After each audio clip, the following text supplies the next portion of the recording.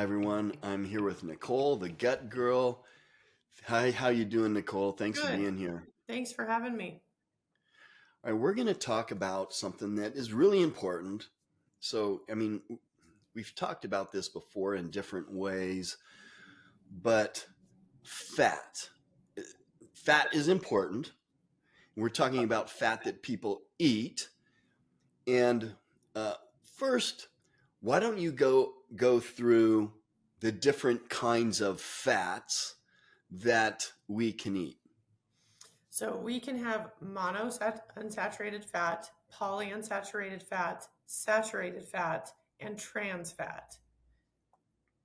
All right, and let's talk about the polyunsaturated fat real quick. That is not as prevalent in food, uh, but that's where the omega 3s and the omega 6s are. Yes. And we got to be careful with the omega 6s, right? So tell us a little bit about the polyunsaturated fat. So really, you and I talk about seed oils a lot and about how we don't have them in our diet, how we really watch that. But polyunsaturated fats in their whole form is not so bad. It's walnuts, pine nuts, Brazil nuts, salmon, tuna, trout, seeds, that kind of stuff.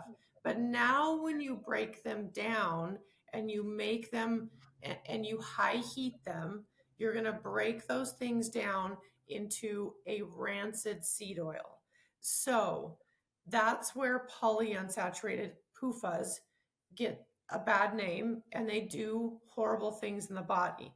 Now, in my line of work, and I have somebody who has a large amount of bacteria in the system that's causing a whole bunch of problems, whether that be hormones, autoimmune conditions, anything like that, it can lend to that bacteria problem. So now I have to watch what they're doing in the diet, and they have to watch how things and foods are being prepared in order to not get these polyunsaturated fats. Right. So when it's processed, you're talking about linoleic acid, right? Correct. Which is bad, Bad. very bad. Okay. So, um, saturated fat.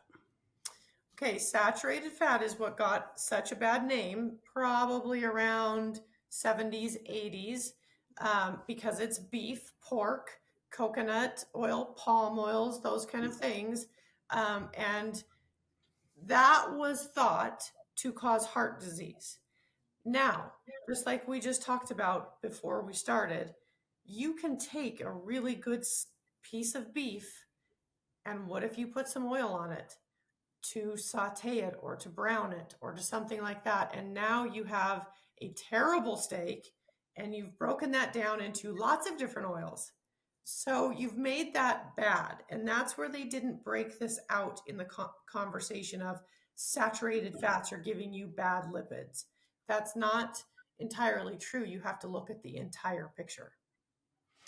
Yeah, and the other thing when we talk about saturated fat, if you break it down and you look at the fats that are in egg, in beef, there's more monounsaturated fat, which is prevalent in olive oil, Mm-hmm. and monounsaturated fat has many benefits, Yes. but that's the prevalent fat in all the foods that we eat that have some saturated fat in them. So talk about monounsaturated fat. So, monosaturated fat is things like cashews, avocados, olives, olive oil. Again, I'm going to sound like a broken record.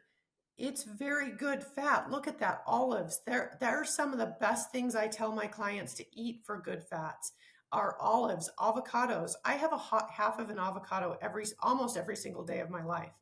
However, I'm not taking that avocado, breaking it down into an oil that's high heated.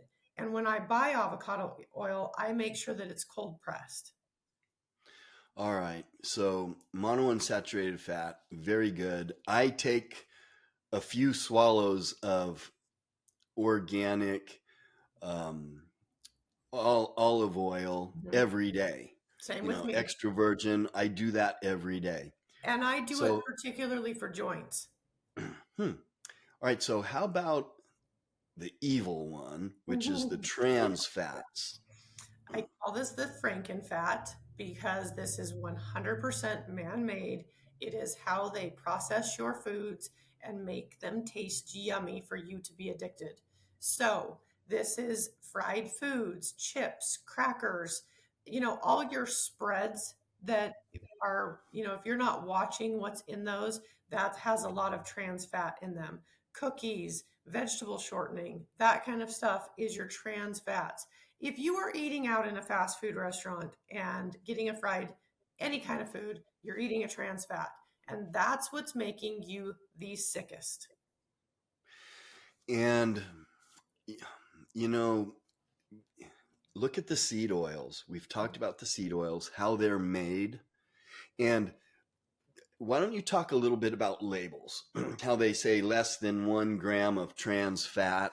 Well, they just shrink the serving size, right? Right. So, And you have to be careful of that serving size because I, I don't know anyone who takes one serving of ketchup. They usually have 10 servings of ketchup, which probably has a trans fat in it if you're not getting an organic, really good quality ketchup. It's when they break these things down, they become rancid and then you're eating them. Labels can say, this is something I do seminars, and I do this exact topic.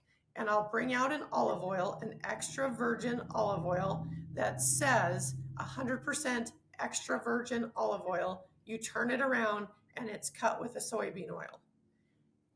And that is false. You have to not read the first part of the label, turn it over and look at your ingredients, not just your proteins, fats, carbs, that kind of stuff, but look at your ingredients so that you can see what's actually in the bottle. right, soybean oil is not healthy. The worst. And it's what a lot of restaurants cook with. Yep. How do I Absolutely. know? I ask every restaurant just for curiosity's sake. Same with me. And, things that you can cook in, like if you're going to cook eggs, cook it in butter. Yep. You can cook in tallow. You can use avocado oil, which has a high burn point.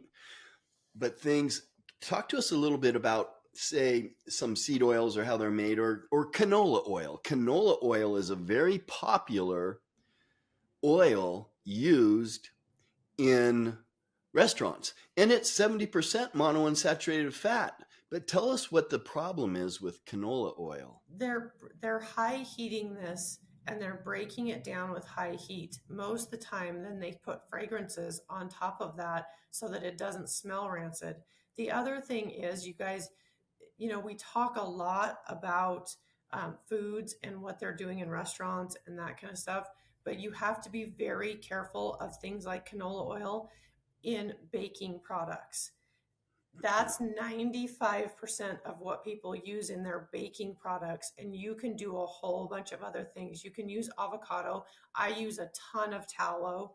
I use butter for a ton of grass-fed, grass-finished butter. I use a ton of that. But you have to educate yourself on how they break these oils down. And they bleach it, right? Oh, they got to get rid of the smell.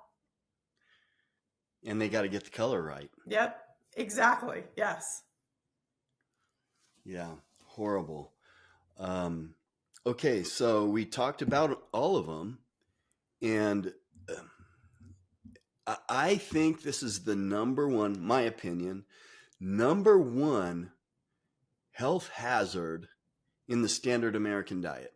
It's not sugar. It's not, there's some other bad things, but it's not sugar. And that's what's on the sugar these days compared to the sugar I used to eat when I was in grade school. But I think this seed oil thing and this trans fat and hiding it is, my opinion, again, that's all, of what's making people sick. Absolutely. I can't agree with you more. I've seen, and even in my own case, I can process through some sugar, if because your body will, and I use the sugar that I eat. But when you're putting rancid oils in the body, you're just creating a bacteria issue, which is going to be a domino effect for other things. Right. And the pesticides are probably second, right? I'm with, yep, yep. It's what the food is sprayed with. So, Mhm. any last thoughts on the fats, Nicole, that you would give everyone? Just educate Advice yourself. or Educate yourself. Know what you're putting in your body. It's really not that hard to do this and to educate yourself and to know what you can get tons of food out there that are good and taste good. It doesn't have to taste like cardboard that doesn't have these things in them. yeah, eat organic, eat whole foods. We say it all the time. Yep. So Nicole, how now you'll give $100 off your program if people mention they saw this Yes. or any other ones that we see. So $100 off for your program. How do they follow you on social media? How do they get a hold of you? You can reach me at thegutgirl1@gmail.com and schedule an appointment or ask me questions. And you can find me usually on any social media platform at the Gut Girl NV. Okay, thanks for being with us, Nicole. Thanks for having me.